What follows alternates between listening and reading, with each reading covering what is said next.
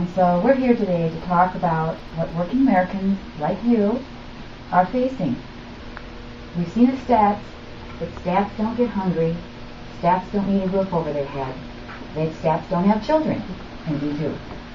So we have real stories to tell, and that's what we're here for today, is to talk about the stories that have happened to you and others that you know as a result of what's happened with this economy.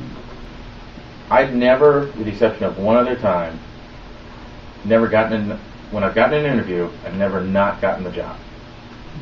Since I've been laid off, that's happened quite a bit. I've applied for 40 to 45 jobs just in the last 6 months. I had one interview and I didn't get the job. Like me, I'm fortunate. My wife and I, we don't have any children, so I was able to save for being laid off for the next few months. There are a lot of my friends that don't have that option. They have children, and it's a lot more cost for them with kids and clothes and all that stuff. Where a lot of them are down south traveling so that they can work for $4 an hour less because they have to. When the media is talking about the economy, they're no longer talking about workers. That's what I hear from the people that I speak to. That there's a fundamental disconnect. The economy is this mythical, magical thing out there, and as it improves, why aren't our lives improving? It was all about Wall Street, and it was all about working there. I understand that. It's all about our earnings per share and what we're going to bring home and saving money. And so they weren't really, the way they were saving money is by cutting people. To keep it sustainable, don't we need a manufacturing base in this country? Yes. That's what I wonder. I mean, we can't just flip burgers for each other.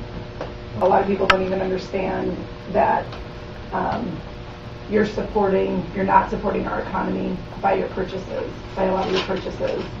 And there's not a lot of education out there about that. The more we support American, the more our economy is going to grow. Sustainability is really important, bringing manufacturing back to America. So benefits for companies that do that, and penalties for companies that don't. We need the government to actually, like you said, create more money with stimulus and create better jobs, green jobs, I'm thinking as well, to help our environment. If we're going to do that, we got to make it a clean world. This is our home. We got to take care of it.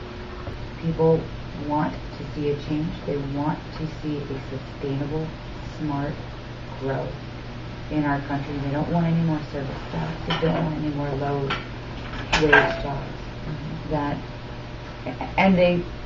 And I also want them to know that there's more of us than there are of that 1%. And that when we come together and talk like this, we take our first steps into movement.